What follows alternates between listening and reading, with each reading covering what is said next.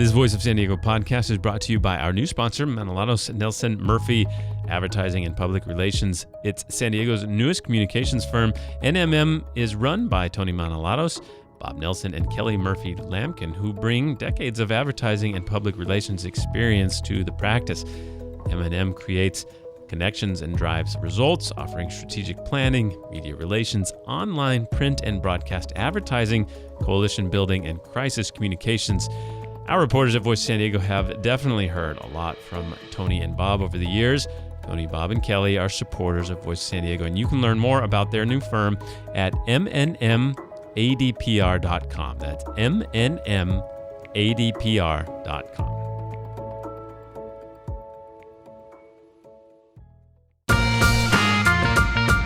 Welcome to the Voice of San Diego podcast, where we make sense of local politics, schools, housing, public safety, the civic issues that impact the life of a San Diego resident. We break it down so you can understand it and make educated decisions. Everything that goes into our investigative reporting, the journalists, public records requests, the data crunching, and this very show depends on the support of people like you because we're a nonprofit news organization.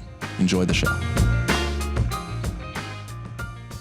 Welcome to those of you listening on News Radio 600 Kogo. My name is Scott Lewis. I'm here with my friend Andrew Keatts. What's up, my man? What's up, brother? Not a lot. America, that's right. Woke up on 4th of July and I just felt it. I felt it. I just felt America. I'm patriotic today. And went out and bought we went to Pancakes and I got a tank top. At Pancake? Right down the street. I was like, I wonder if there's going to be any tank tops with American flags, and you wouldn't believe it. They were all over the place. Yeah, I saw a photo of you wearing one. It looked better in my mind. Okay, fair enough. Most tank tops do.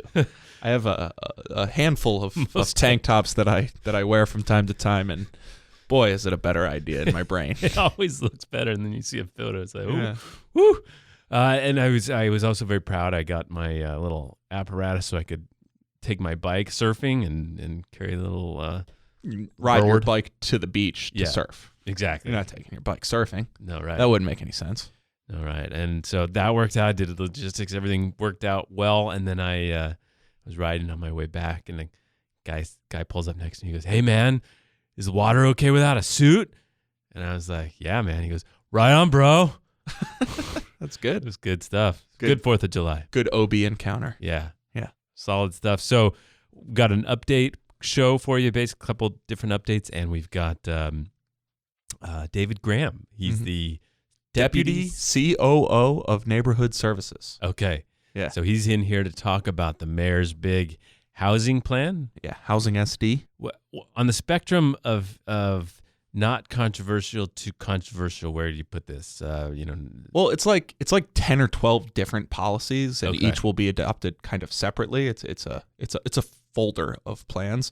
I think there are some that I could see getting controversial, and some that will probably pass through without controversy at all. But I think they're probably on the spectrum of controversial and not controversial. It's certainly closer to the not controversial side. Interesting. So basically, the idea of how are we going to build more homes, right? Yeah, it is strange, and we get into it in the interview, which we've already done. So I can vouch for it. It's good. It's interesting. Good. That's giving away the magic of podcast making. We've already recorded the interview, but it is interesting that people are less motivated in their anti-development mindset when a policy is implemented citywide than if it is localized to their neighborhood. Okay. What is interesting, you guys get into that? Not so much. Okay. All right, so stay tuned for that. But first, we have an update. It's back. It'll never die. Okay. The Chargers saga. So the Chargers, the football team have officially left. Everything's gone. Yeah. They've left the city of San Diego. I don't know if they actually moved the furniture, but they're no longer holding practices here. It's all done. Yeah. However, the fight about why they left is not done. Mm-hmm. And this Soccer City thing sort of blew it up. So that Soccer City, it was revealed by the UT that Soccer City people who had wanted to redevelop the Qualcomm Stadium land had been meeting with the mayor like 20 times or something, right? Mm-hmm. We talked about this a couple shows back. And during this whole Chargers drama, this was happening in the background. And they were, secret meetings that later the contention was made that they were on his calendar, so we all could have seen that if we wanted. But we are going to have to get to the bottom of what constitutes a secret or closed door meeting. Yes. I don't know really. I'm not altogether clear. Often I close doors in meetings on account of it would be rude to have a whole discussion spilling out into the office. Yeah. But there's nothing secretive going on. It's just being polite. Other times, maybe it is secretive. Yeah. Anyway, that's a nomenclature thing. Yeah. We'll hash that out. We'll spend a whole show on that.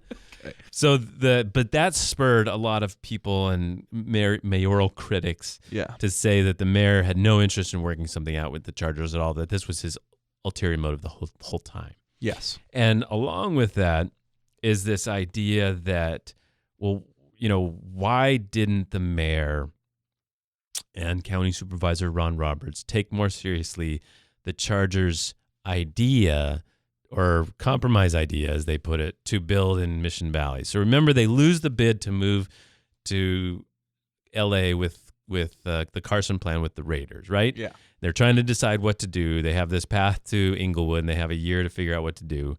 And they decide, and then there's a meeting, and it's like February 22nd or 23rd, 2016. County Supervisor Ron Roberts, mayor, and the Chargers, and something happens there with it. Basically, Roberts comes out and starts talking about the Chargers wanted $200 million to play and to continue to work in Mission Valley, right? That's $200 million on top of the $350 million that the county supposedly and the mayor had already put up, right? Yes. And so now this sort of reverse engineering of this scandal or this drama has been to assert that the Chargers had this deal on the table. The mayor and the county supervisor didn't agree to it, and so therefore they were probably working with this SoccerCity thing. Yeah. And then now the counter has been, no, this thing with the Chargers wasn't real. Yeah. That this was just not a real option. Yes. There was an odd suggestion that they had no memory of this meeting, or there was no offer or something. Yeah, there was no term sheet. Yeah, there was no now, term so I had reported on this at the time because they had come Roberts had done these radio interviews saying they wanted $200 million to be in Mission Valley. And I was like, I asked the Chargers, I'm free to talk about this now. I asked the Chargers, was this real? Yeah, he has made these casual references on the radio. And they said, sure, off the record, we'll give you these data. Now, I'm talking about this because they've now freed me from the off the record commitment. Yeah. And they said, here's the background of what we talked about, and you can go and try to confirm it yourself. So I called Roberts, talked to him and all that stuff. I called all these different people. Story ran, no big deal.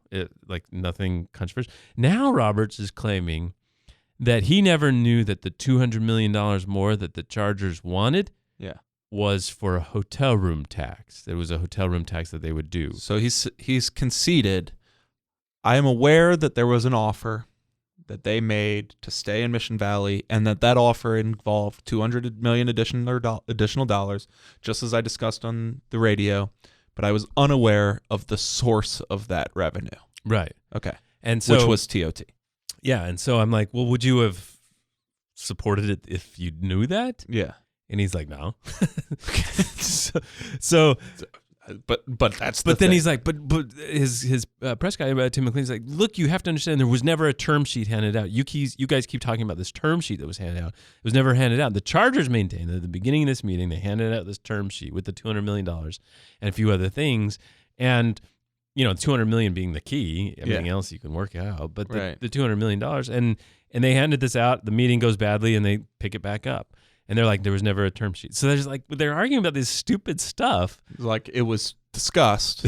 Those were the details, but it wasn't printed. But you had the term sheet a year and a half ago. Yeah.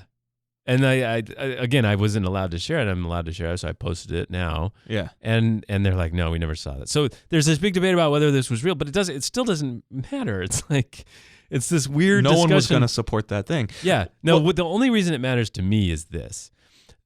When you look back, the mayor did reject this idea of $200 million with the hotel room tax and all the other sources of revenue that he talked about. Yeah. And he rejected that because he didn't want to support a hotel room tax increase for that project, right? Yeah.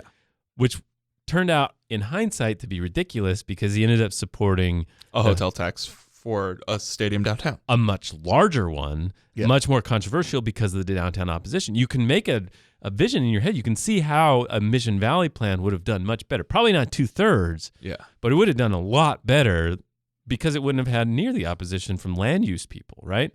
Yeah, I don't know how much that opposition from land use people mattered. But it was something. I mean, it added to the thing. But basically, it would have been easier. Yeah. Maybe not marginally, maybe just a little bit.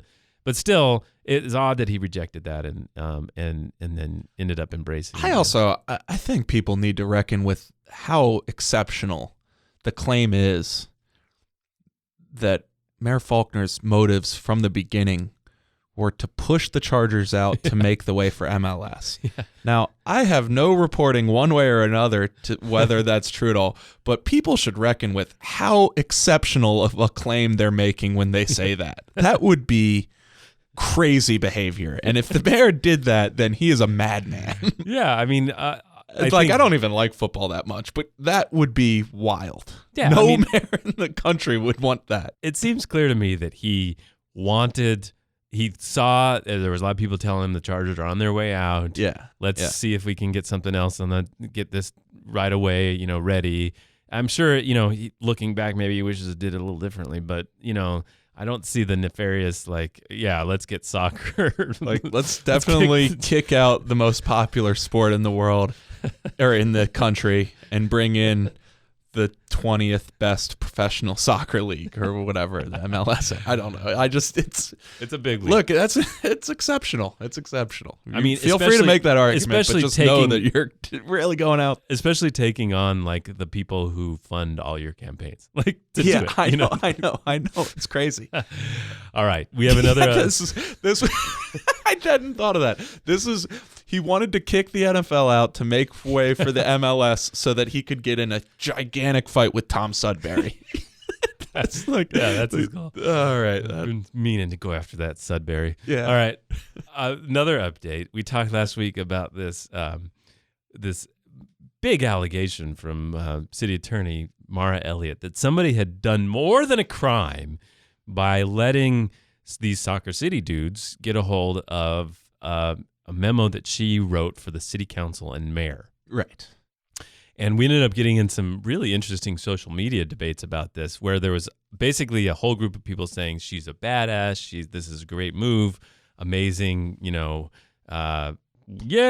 And we were a little uncomfortable with somebody being accused of a crime for making, for getting leaked information out. Yeah. And it was just odd because, first of all, the memo was valuable, and I'm glad it's out. Yes. And I wanted to read it. And to think that somebody's, a criminal for doing this is a little odd. Also, usually when you make an accusation of criminality, you do an investigation first. Right. So it had a very deja vu for me for when Aguirre Mike Aguirre, city attorney, used to do this stuff all the time. It was every day was a thing like this. Yeah. It is interesting for something that was quite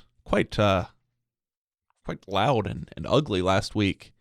It seems to have disappeared this week. Yes, so I followed up.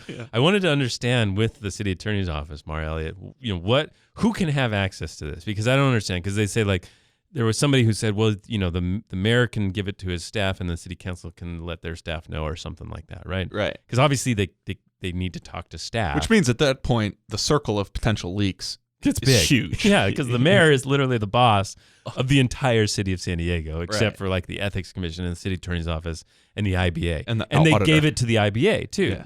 And so she was CC'd. So if 5,000 people can see this or 10,000 people can see this, then what are we talking about? So I just wanted to understand that. Yeah. And I wrote, and they're they didn't respond. And now they said, okay, we're only going to respond because we're in litigation on this issue, and we're going to respond through the litigation. That's what the spokesperson, Jerry Braun, said, the chief of staff of City Attorney Maura Elliott. So apparently that litigation didn't matter when she was doing her big high crimes and treason memo, but now it matters tremendously.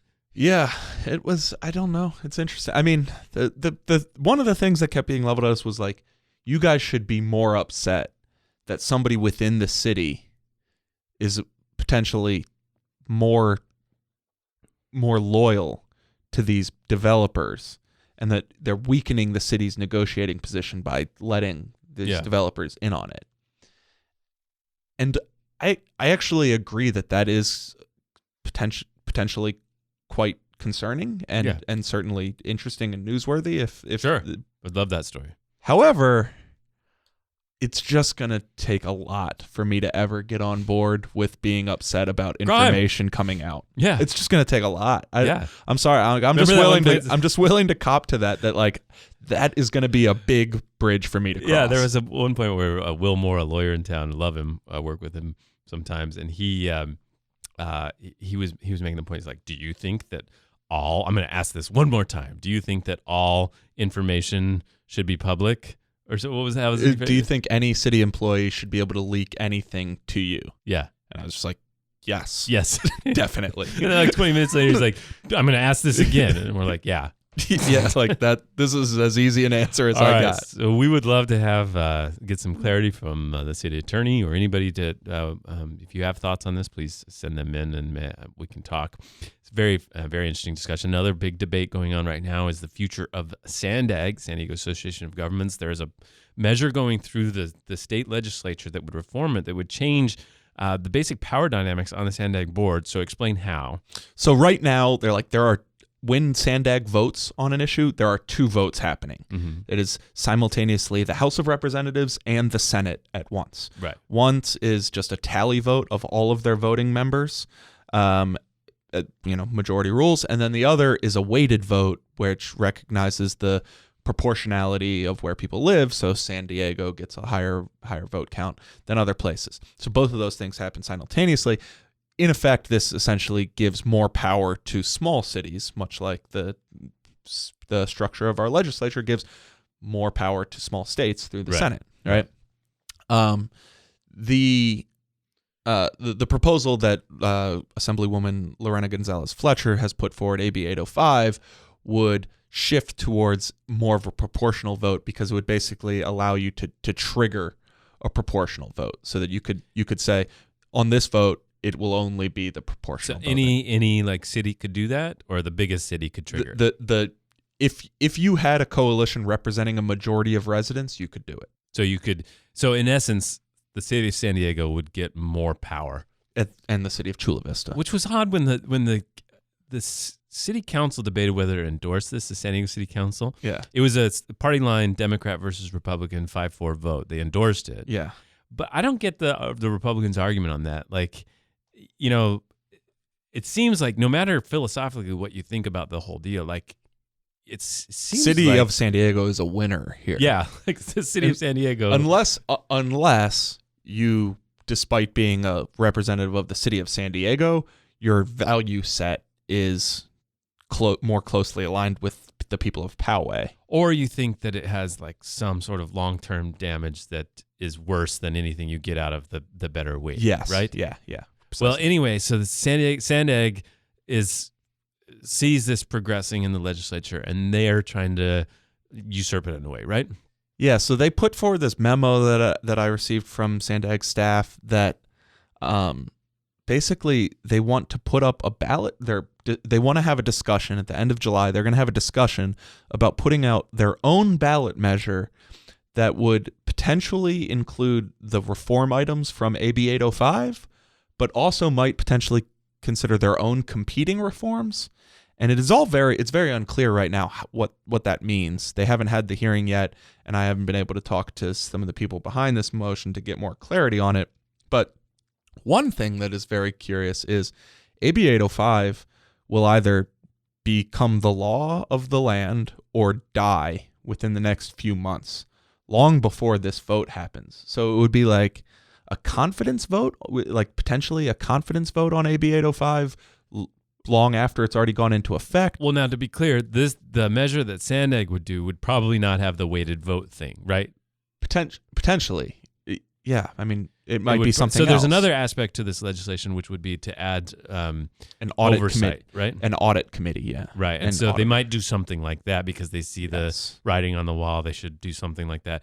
It might be part of an argument to say to the governor or somebody like that, say, stop with this legislation. We'll do something here. We've got something coming, yeah. give them a reason to oppose it. And there was a shift in tone between SANDAG representatives at a committee hearing in the Senate this week. Ron Morrison from National City, the mayor from National City, came up and he said something to the effect of, we know we have problems. A lot of people have problems. We're going to deal with our problems. In fact, we've got a discussion coming up later this month to start dealing with those problems. Let's dial back and understand why this matters. So the San Diego Association of Governments does two major things, does the long-term regional transportation plan, and then it tries to find money to fund that, right? Yes, yeah. Now, there's a bunch of other things it does, but let's just stick with that, right? Yeah. And so what we're talking about, so if the city of San Diego and, say, Chula Vista had more say in that, there might be more transit projects, there might be more things for the South Bay, there might be more things in the city of San Diego itself, right? Yes. There could be both a philosophical shift away from highways, sprawl development, and towards transit and infill development. And there could be a geographic shift away from resources going all around the county and going instead more to the urban core of the county. Right. And so it would also mean that when you go through these discussions then in a more sort of practical matter, right now you have to get all these North County cities and mayors on board with stuff. And so it presents like what we saw with Measure A last year, this sort of blend compromise thing is the best we can do as a whole region, right? Yeah. And so this is a significant change. Now, this is how MTS operates, the transit system? Sort of. MTS has the opportunity for a proportional weighted vote. In fact, the first time it was that proportional weighted vote was triggered at MTS was in favor of endorsing AB 805. Right. And so just got news today that AB 805, Lorena Gonzalez has sponsored that. She got it through yet another panel, so it's headed towards bigger and bigger votes, might make it through. It could make it I mean, who knows, but the sentiment I've generally heard is that it'll probably clear the Senate, and the thing to watch is whether Jerry Brown signs it or not. Wow. All right, a lot to watch for there. Stay tuned if you're on the podcast for our hero and goat. If you don't have podcasts, get them on Apple iPhone, or there's a podcast app, or Stitcher's a good app. Lots of good apps for podcasts these days. Look for the Voice of San Diego on that, and send us a note if you want some other recommendations. Also, we have David Graham, from Deputy COO of Neighborhood Services for the City of San Diego. Yeah, so if you're on the podcast, stay tuned for that. And for those of you who are listening on News Radio 600 Kogo, thank you so much, and thank you to our partners over there. This is the Voice of San Diego.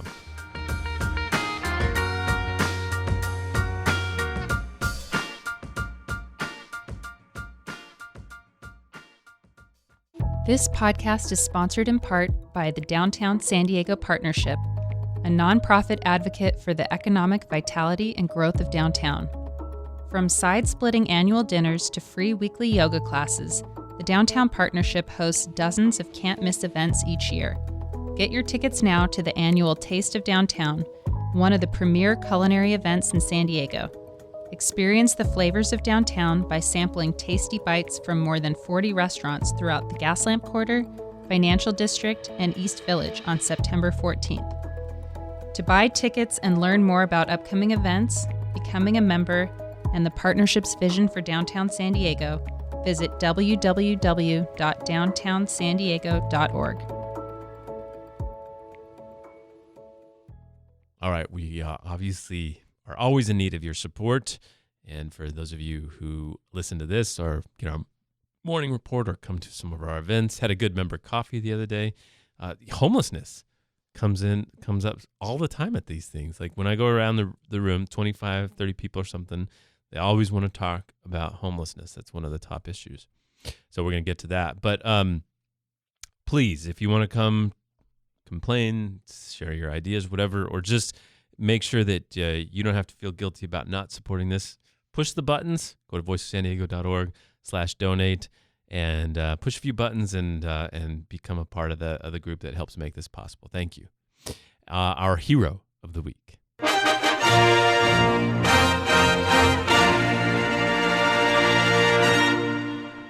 All right, this goes to the Metropolitan Transit System. Mm-hmm. They look. This is one of those like great job getting up to speed on an issue from the 90s. Yeah. But really, truly, it's good. It's good. They have created the system so that the Compass card that you can now purchase at all trolley stops and such, you can now store value on that, so you can put more money on it, and not have to worry about buying something every time you get on there, unless you have if you're not lucky enough to have a monthly pass or whatever, right? Yeah, exactly. It's it would have been great if they had this for 10 years, but they didn't, and now it's good that they got it. Exactly. Yeah. So that's heroic. Yeah. Thanks. In this town, Yeah. It's as good as it gets. No, it's a good piece of reporting as well by the KPBS's Andrew Bowen followed that issue for a long time. Circulate San Diego and some of those folks. So thank you very much for making an improvement. Our goat of the week. You lose. Good day, sir. This is a whole mess. The whole mess of the thing. I don't know. There's the State College Board. There's Scripps Ranch High School. There's San Diego Unified. Mm-hmm. There's a cheater. Yeah, somebody cheated.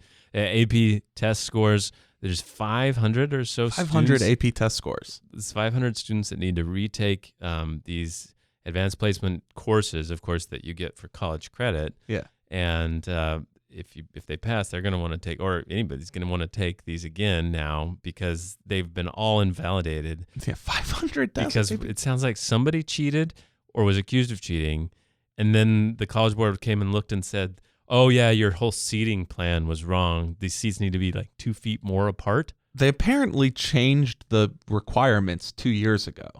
And I don't know if that was, if basically Scripps Ranch was still operating on the old rules or what, but as of 2 years ago, the desks need to be 8 feet apart with no partitions. And they were giving tests 6 feet apart with partitions.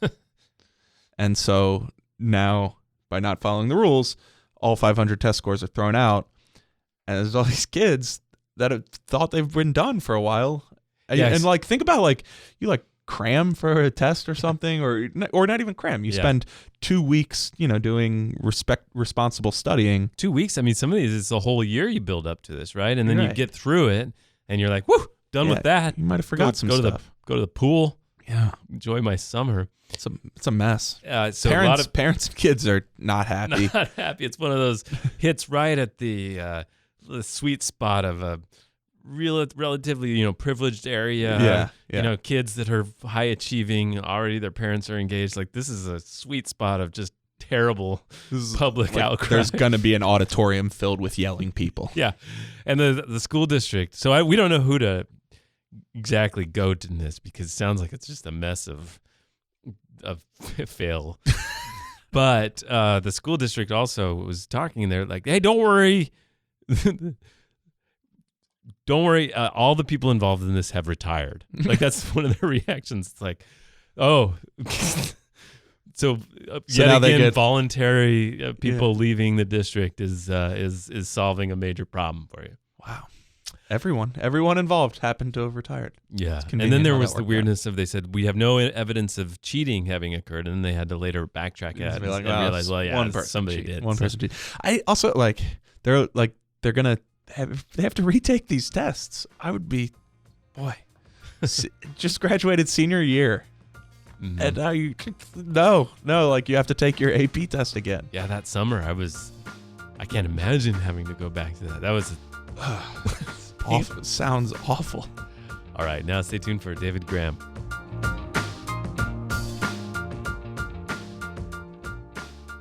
Okay, we are joined by our guest. This is David Graham. He's the Deputy Chief Operating Officer for Neighborhood Services at the City of San Diego. David, what's up, man?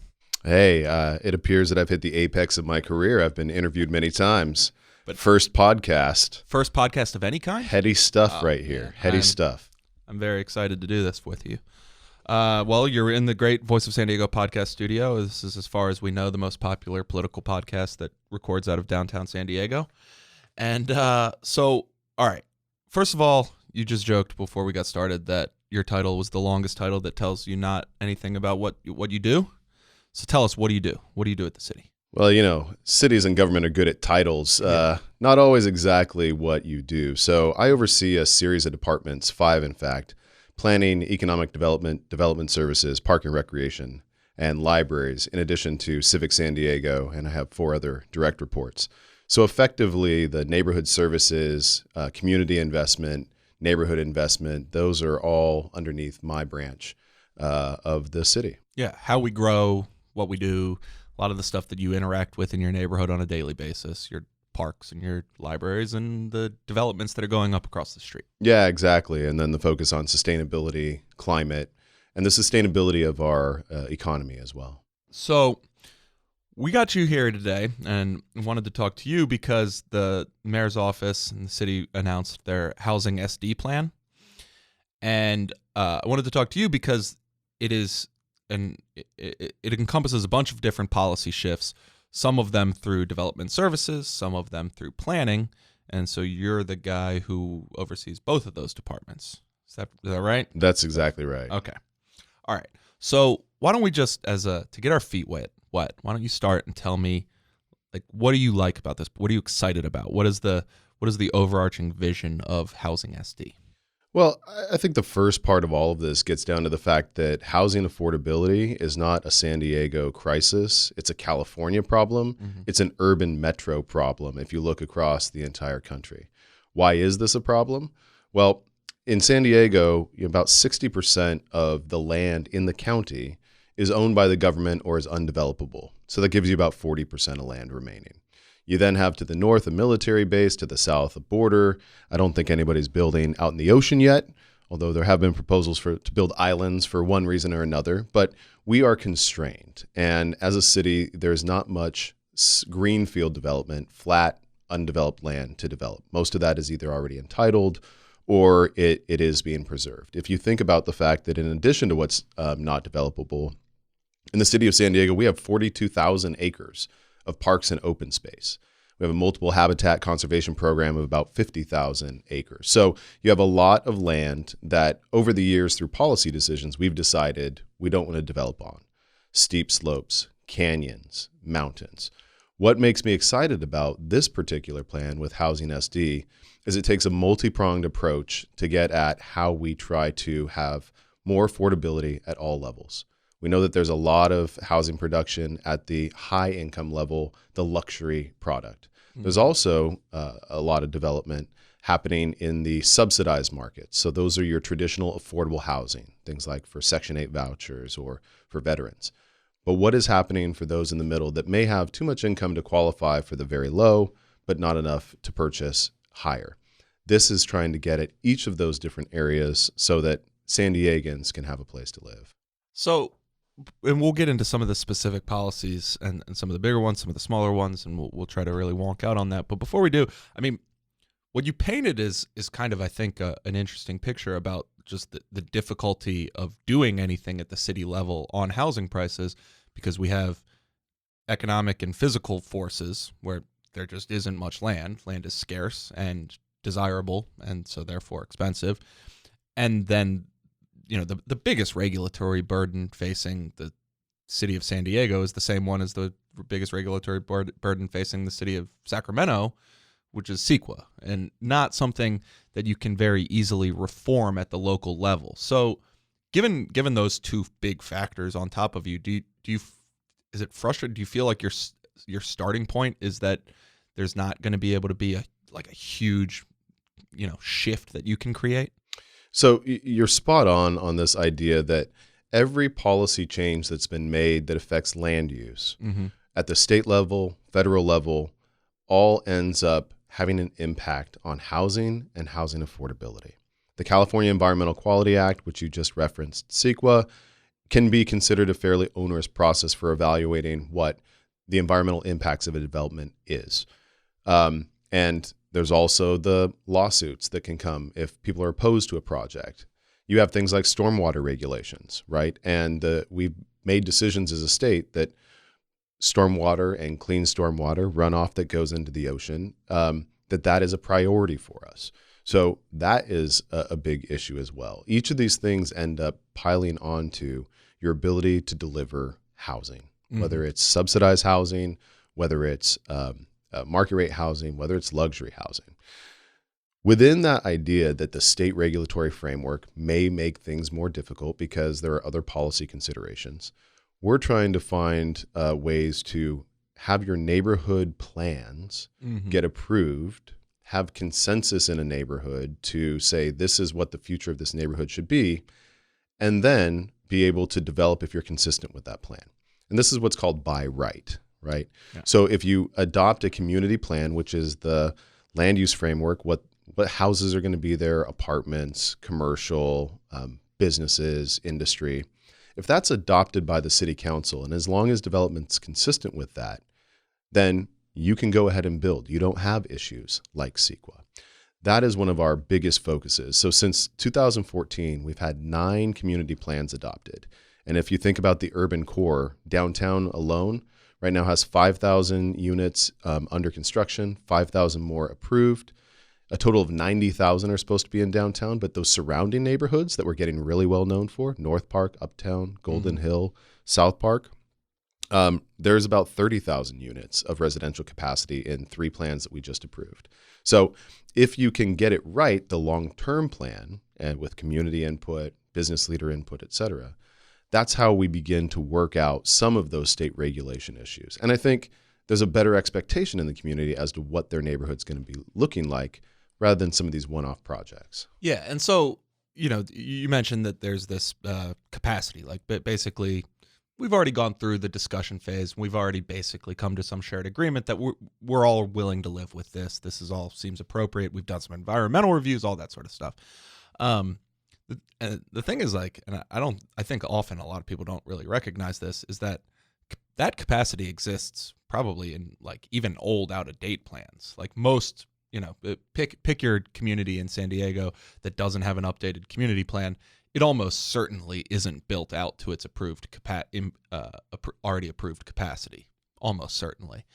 And so, like, if there's already the technical ability to build those housing, if you want to, you don't need to get a community plan amendment. You don't need to get a zoning change of any kind.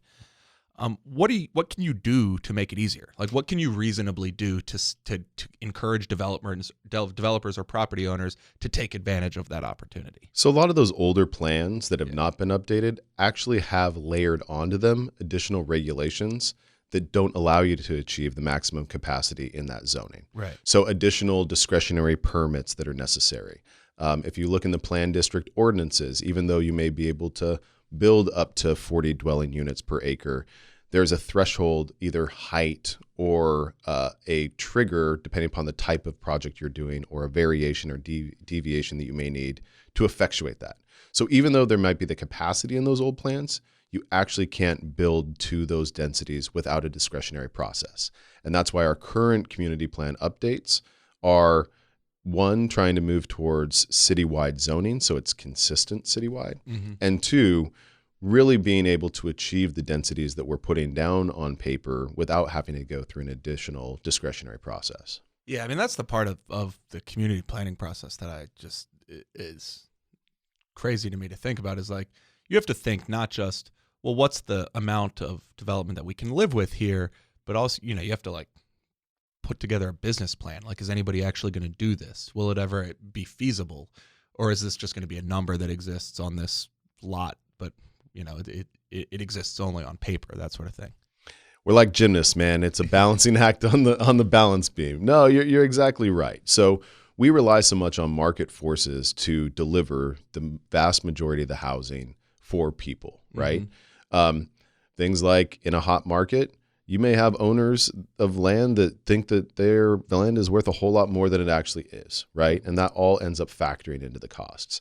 What we can do at the city is try to create certainty in the process, try to lay out, if you're consistent with this plan, here's what you should be able to achieve. And this is what the community's bought off on.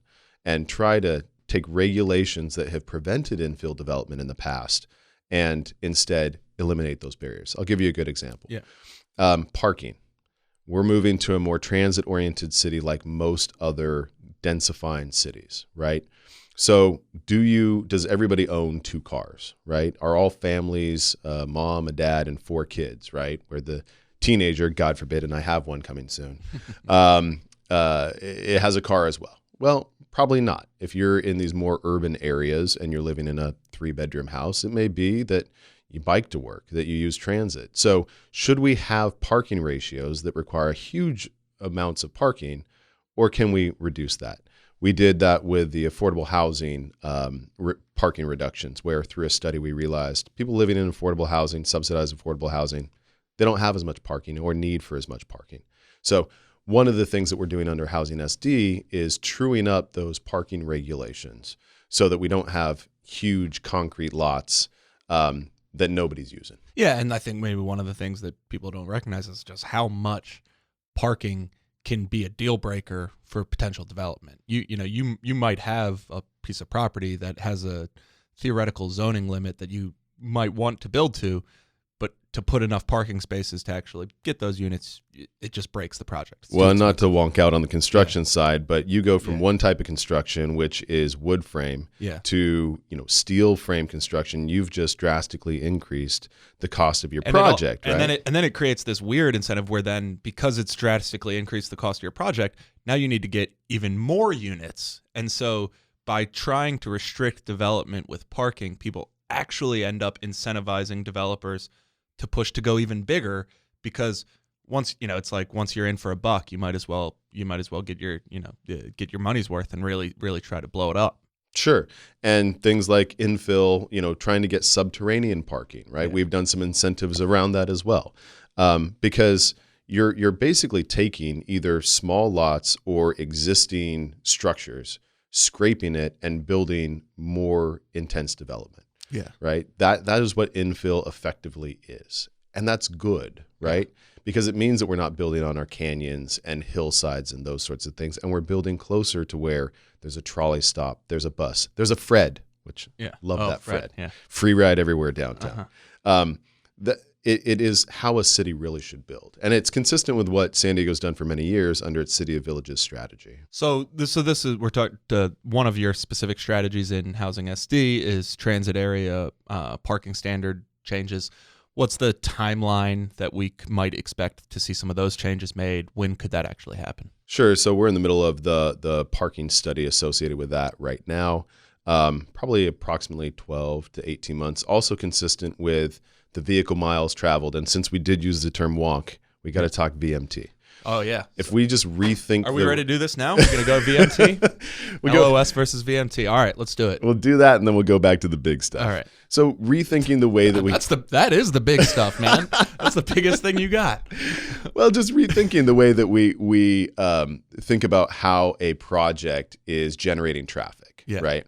A traditional suburban model uses level of service. There's still going to be value in using level of service for certain reasons. So real quick, level of service is? Level of service is basically the traffic that a road can handle and does handle. And then there are basically ratings, A, B, C, D, down to F, of how many cars are using that and at what time of day. So if I'm building a project and I say, here's the project I'm building, here's how much traffic it's going to generate, and it pushes the road in front of my project from a level of service C to a level of service F, you at the city might say, you have to mitigate against this.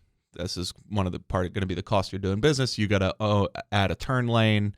You got to add a stoplight here. That'll bring it back up to level of service D, and at that point, we're willing to live with it. But all of that is added cost on top of the project. Absolutely, it's expensive. And so the state put forward this move towards vehicle miles traveled. We'd already been exploring it, which is another way of calculating, which is essentially reducing the length of the trips that those vehicles have. So here's the question. You may be building residential that is generating a lot of traffic, but you're doing it right next to a major industrial hub. So people more likely are driving to and from work a shorter distance than if that residential project didn't exist there. Yes. You can also take into account pedestrian and bike and all these other amenities like mass transit, which tailors VMT analysis perfectly for infill, which is where most of the development that we're focusing on is going. All right. So one of the elements of Housing SD is to make a switch to this VMT calculation. When do you think that could happen, and compare that to the state's own timeline, basically? Yeah, so the state hasn't come out with their guidelines yet. We're probably on about a 12-month run. So the state's going to come out with their guidelines. We'll be ahead of it by about 3 to 6 months, and then we'll be able to actually put into place the use of VMT where appropriate. So is there any way to essentially put a VMT program retroactively into place? I ask that because the city just 6-8 months ago approved, do I have that time? Yeah, 8 months ago, approved new community plans in Uptown, North Park, Golden Hill. You haven't made this VMT switch yet, so obviously those plans didn't run their CEQA analysis and didn't make their traffic mitigation standards through VMT. They used that level of service. Since those are like the quintessential infill neighborhoods, and the VMT switch is a quintessential attempt to incentivize infill development, is there a way to kind of layer that on top of those plans, or are we kind of just left with that quirk of timing? Leave it to Andy Keatts to come up with something I hadn't thought of yet. Actually, what occurred when they were doing a lot of the traffic analysis, it really wonk out, overriding considerations associated with traffic. Okay. We dialed in what was appropriate mitigation and what may not have made sense with those plans. So I would argue you probably wouldn't get a whole lot different out of VMT than what we were able to do using existing analysis. Because essentially, let me see if I can dejargonize that only a little. It comes down to this. Yeah. We used a little bit of common sense to say, okay, there's some of these roads that will never be a 4-6 lane, right? Yeah. And we wouldn't want them to be. Exactly, because it doesn't work with the community. So I think we dialed in that traffic analysis really well using the tools we had. Got it. Okay.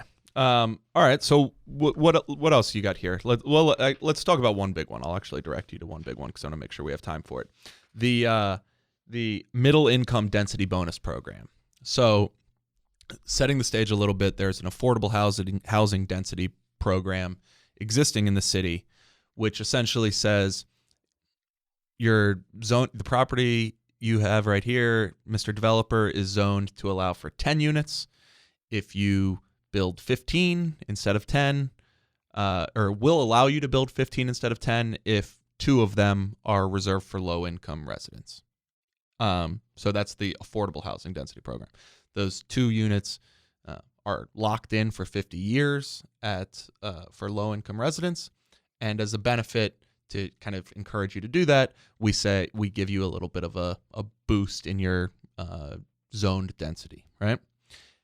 This is a similar proposal aimed at encouraging workforce housing, middle-income housing. Is that about right?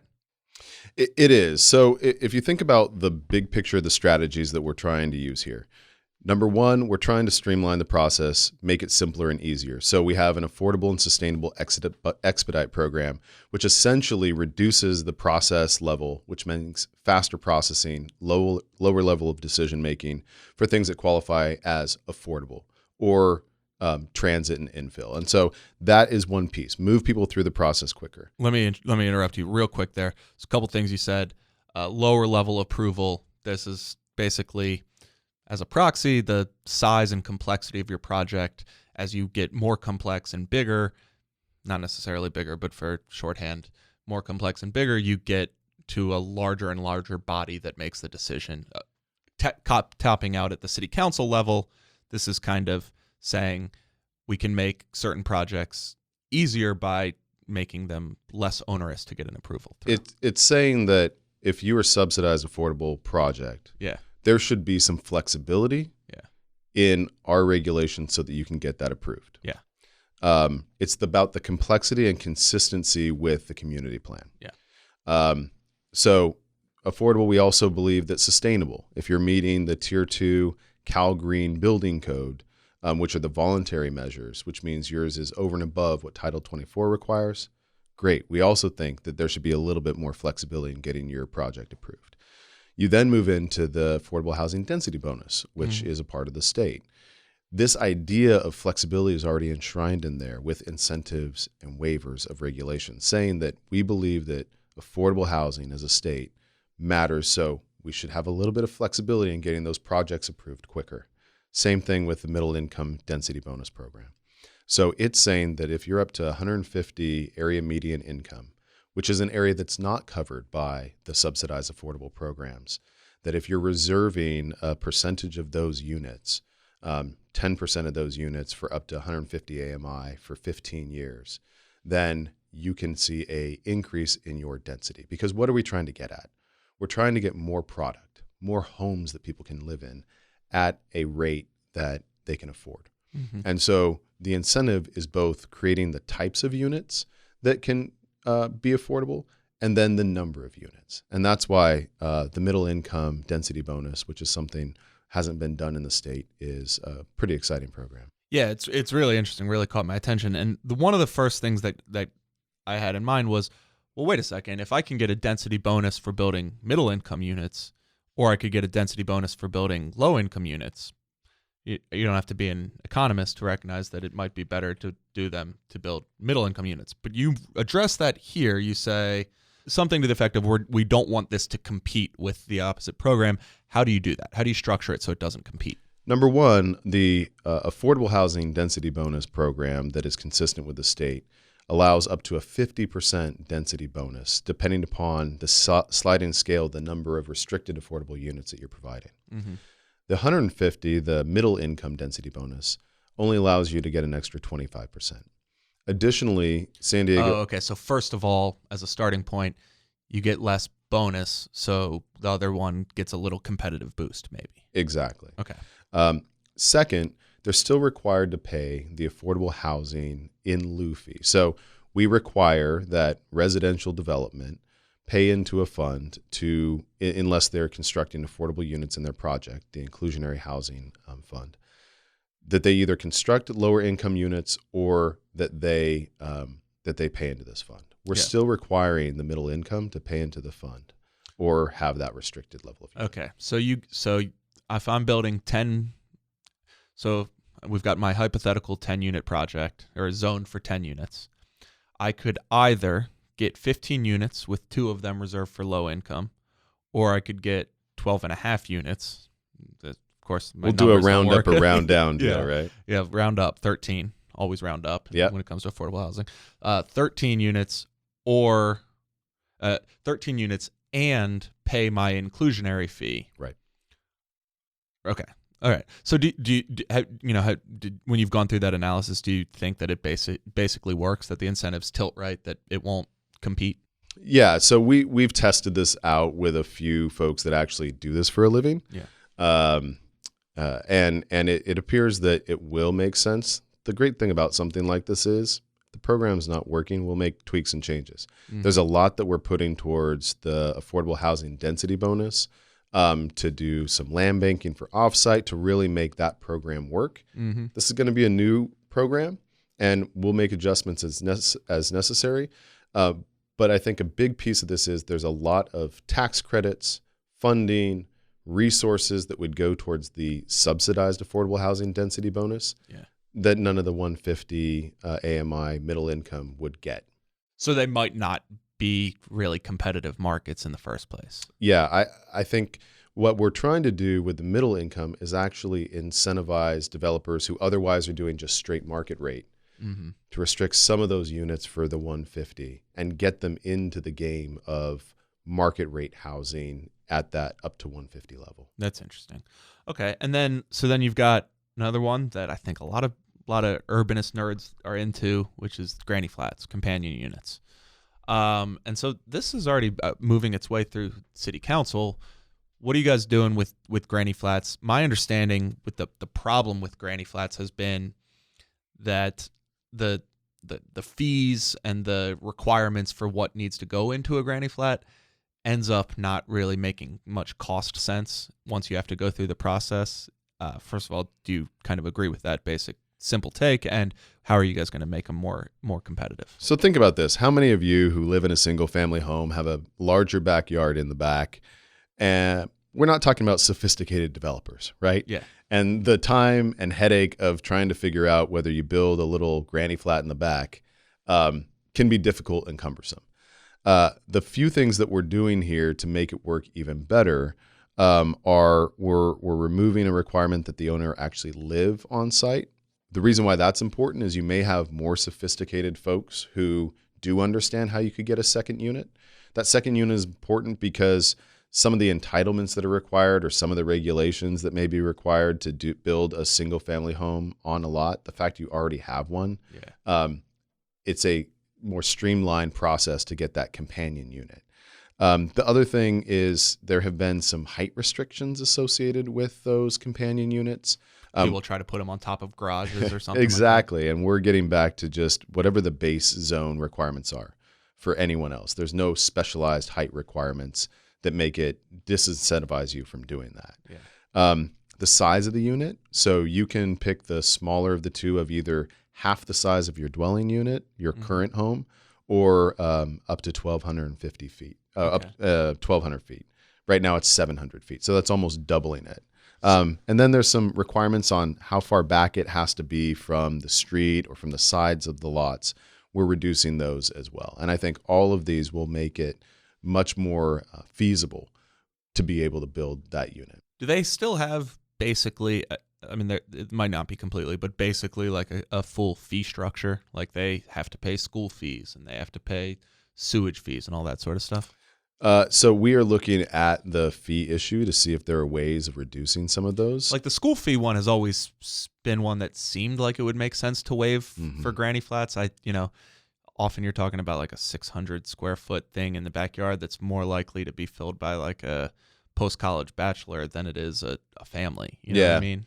Yeah, and those fees are ones that we just collect on behalf of the school district. We don't have any control over how much they get or what or how. Yeah. But I think you're exactly right. If we want to encourage these, we have been looking at the fee structure as well. I will say that we're going to do a lot of education to make it easy for people to come in and do this sort of stuff. Yeah, I think that is one of the things that, like, I was talking to somebody about the small lot ordinance, which you guys were able to pass a couple years ago, and to my understanding hasn't been utilized a huge amount, or maybe not as much as people had hoped, and that it might just be it's complicated enough that if it's not obvious, so you just go, well, I'm not gonna go down that road. I'm a developer. I've already done these other projects in other cities. I'll just keep doing that same version of it. Why am I gonna learn a totally new process? I would imagine for like a homeowner, like how do you even start if you want to do a granny flat if you've never done anything like this before? I'm working on that Development Services Department easy button.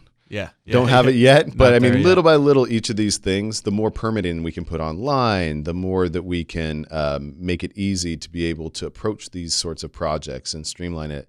That's what we're all about. And I think that's when you'll see some additional stock coming online with those companion units. So a lot of these things that often when we talk about increasing development in the city, it gets into this like pretty classic struggle between people who don't want it to affect their quality of life and people who sometimes don't think it will actually matter for affordability very much, and people who want more development for any number of reasons. And you get in this push-pull, and right, that's what we see play out at One Paseo, and that's what we see play out in some of the more contentious community plan updates. These policies that are kind of nips and tucks around the edges, have you, in your experience, have you seen those same sorts of arguments bubble up around these sorts of things? Like people saying, like, transit priority area parking standards, you're just going to make it harder for me to find a parking space in my neighborhood. You know, there is this changing nature of that my neighborhood, my house, my home, and this larger perspective of what a big city should be like. Mm-hmm. And we're already passing that idea of being a big city. So either you're going to continue to see growth in other places outside of San Diego that end up impacting San Diego. Mm-hmm. It's not like we can put up gates on our roads to say, well, you can't transit into here from Chula Vista or from the South Bay where there's a lot of development happening. We need more housing near the job centers that we have already to really deal with a number of these issues. So there's the YIMBYs that you see out there, groups like Housing You Matter, the Yes in My Backyard, that think about this idea that for the future of this city, we have to continue to grow at a reasonable point and rate in the right areas. If we just froze everything today and said, we're fine. Imagine 5 years from now when everything is sprung up around us and we're being impacted by that. That San Diego needs to take control of its own destiny and continue with a lot of the things that we've done for many years. Housing SD is a part of that. So whether it's the regulatory improvements, whether it's offering bonuses, density bonuses for the types of product that we want, whether it's something comprehensive like a parks master plan that says, we love to recreate here. How are we going to have a master plan for where parks should be, how they should be, and how those parks end up impacting development? Because part of the development fees go towards things like parks and roads, et cetera. What really should a holistic community look like? And then what resources are we bringing to bear to drive housing for the most needy in our communities? So we have a notice of funding availability for $20 million, potentially $25 million, specifically going towards low average median income. We're continuing to work with the Housing Commission, who does a great job trying to develop those sorts of products for the neediest folks in our community.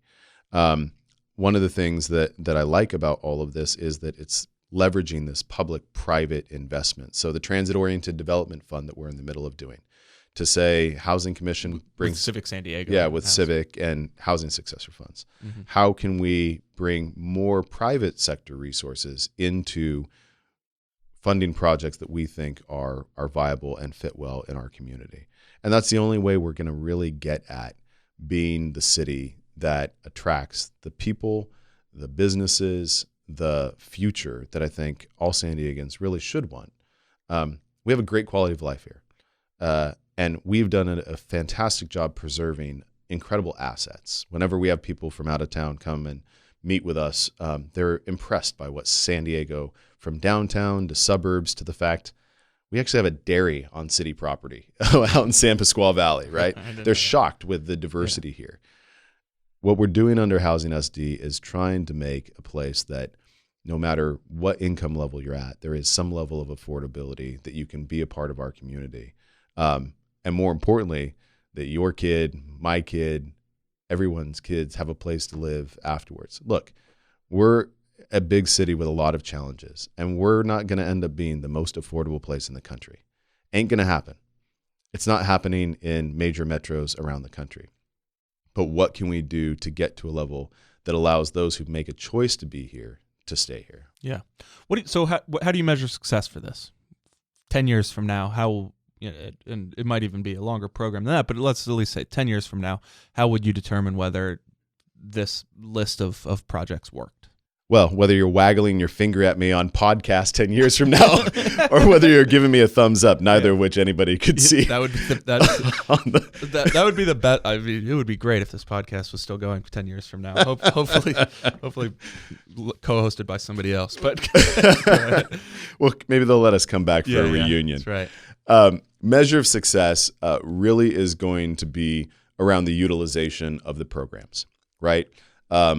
First measure of success is getting approval at City Council and implementing these. And I think that there's a lot here in Housing SD that we should have support for. 2, it's going to be, to your point earlier, the implementation of the community plans.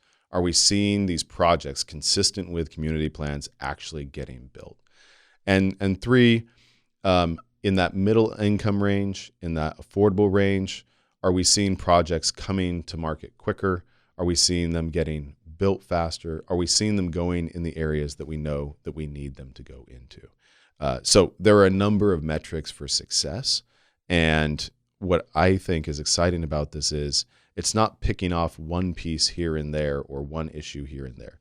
Look, there's nothing I can do about state regulations that are impeding or making development more expensive. But what we can do is take control of our destiny underneath that regulatory framework and say, we're going to be the place that is attracting investment in these areas at these income levels and creating that community that we all want to live in. I'll let that be the last word. David Graham, Deputy COO of Neighborhood Services at the City of San Diego. Thanks for coming on the show, man. Thank you very much, Andy Keatts, land use guru from the Voice of San Diego. It's trolling me.